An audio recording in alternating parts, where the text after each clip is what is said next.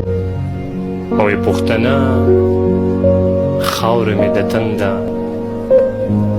که د شالکوټ که د هلمند ده، سوات مې پټکې تیرا لمن ده. زما پښتو زما سره من ده، او دا نورې ژبې ته لباس په شانتې ځینه.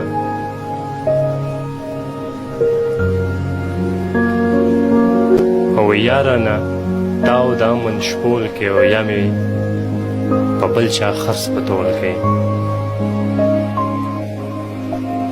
او کونډه یم غم را سره ګول کې، وې ما له پردي بچي راټول کې. زه پې د خپلو بچو مینه ماتوم. او ظالمه بیل دې رانه رور کړو، غم دې د هر پښتون په کور کړو. او داسې د بل د نفرت اور کړو، وای سر که مې یو ماښام سرتور کړو. بیا به دې مور په زیارتونو ګرځوینه.